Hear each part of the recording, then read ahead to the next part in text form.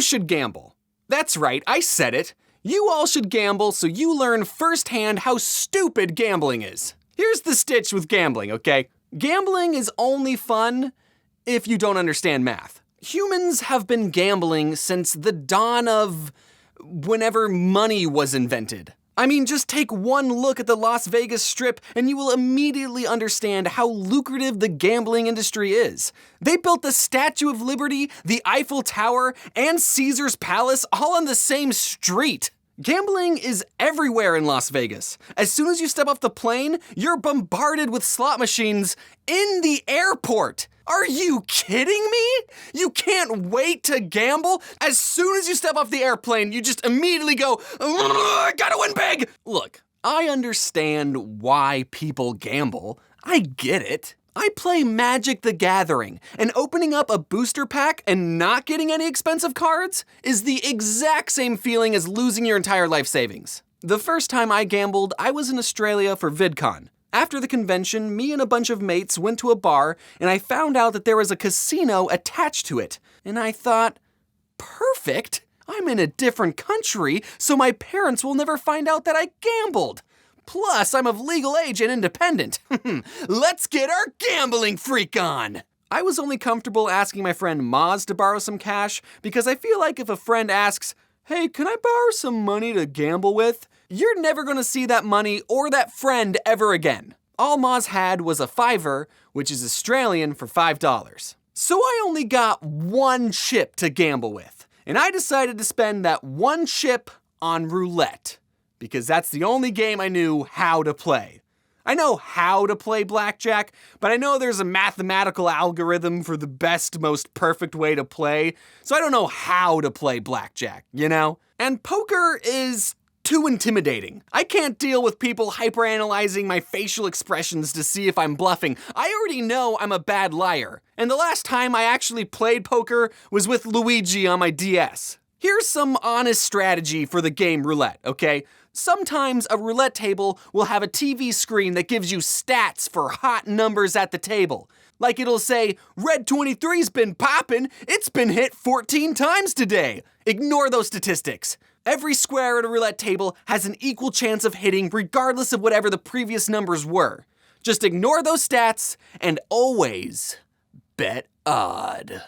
So, with just one chip to my name, I was able to turn that single chip into 200 Australian dollar-y dues. Oh yeah! Oh, I'm feeling it! Oh, the gambler's high! Oh, I'm not sure about your investments, but a 4,000% profit is very good. I could have kept going, but I really wanted to rub my winnings into Maz's face. I cashed out my chips, went back to the bar, and then slammed the 2 hundos on the table and said something cocky like, how about them cheeky buggers, mate? And Maz was like, did you just win those 200 wibbly wobbly dollary dues? Yeah, and it's all mine. And Maz went, hey, you still owe me 200 Australian dollars for that other thing I did for you. Oh, yeah, I guess I do owe you that. Then he scooped up my 2 Australian hundos that I was just rubbing in his face. It's an anomaly that my very first casino experience was so positive. It was like the devil himself was tempting me to continue gambling. See? Gambling lets you pay off your debts. Never stop. That, or I'm just really good at Australian roulette. This is probably how people get addicted to gambling, huh? Casinos are designed to make you stay in them for as long as possible. There's no clocks or windows, so you can't see how late it's getting. Chips are used so it doesn't feel like you're spending money. And there's supposedly free alcohol, but I guess they run out whenever I show up. But even knowing all the ways casinos manipulate you, it's kind of fun just being inside a casino. All the lights, the old ladies at the slot machines smoking away their already decaying lungs, the people crying in the bathroom because they have a gambling addiction. It's great. Hey, buddy, don't worry, you're gonna win next time, I'm sure of it. To counter the life-ending stressors, though, people will give the advice, if you're gonna gamble, have a set budget and just assume you're gonna lose it all. But I couldn't even do that. Not the sticking to a budget part. I couldn't bring myself to gamble away my allotted budget. When I went to Vegas, I told myself I was only going to gamble $300.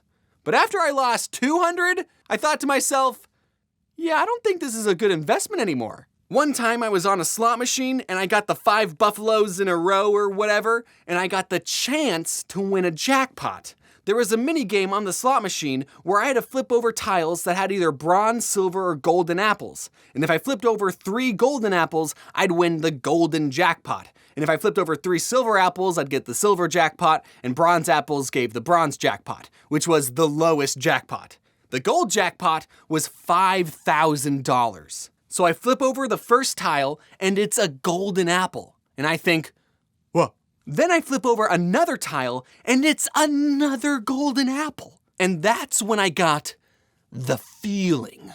Oh my God, I might actually win $5,000. Then I flip over 3 bronze apples in a row, winning the lowest jackpot. I don't even remember how much it was because I spent it all on the very same slot machine. And I immediately knew what happened. The game was dangling that golden jackpot right in front of my face, making me think I was 1 golden apple away from making it big, even making me pick which tile to flip over so it would make me feel more in control. When the whole time the computer could just change what was on the tile that I flip over because it's a computer. It can cheat. It's Schrodinger's jackpot. And before you think I just got really bad luck, that very day I was walking through the casino and I saw a guy playing on the same slot machine and he got to the same jackpot minigame. And I stopped to watch him and the exact same thing happened. He flipped over 2 golden apples and then 3 bronze ones. I don't know what the statistics are of that happening twice, but it's mighty coincidental. Why are we still gambling if the majority of people who gamble lose all their money? Because it's fun. It's a stupid way to spend your money, absolutely, but the rush, man! In Australia, there were multiple times where I could have lost all my money, and statistically I should have, but whenever an odd number was hit, I couldn't help but throw my hands in the air and celebrate. I was hugging the dealer over winning $20. However, no matter how many times you win the jackpot, if you spend enough time in a casino, you will always lose. Ever hear the phrase, the house always wins? That's because they have the mathematical advantage and computers who cheat. Gambling is not an investment. It's not a way to pay off your debts. It is entertainment. If done responsibly and in a social setting, gambling is absolutely fine to indulge in. And if you get upset that you lost all your money, what did you think was going to happen?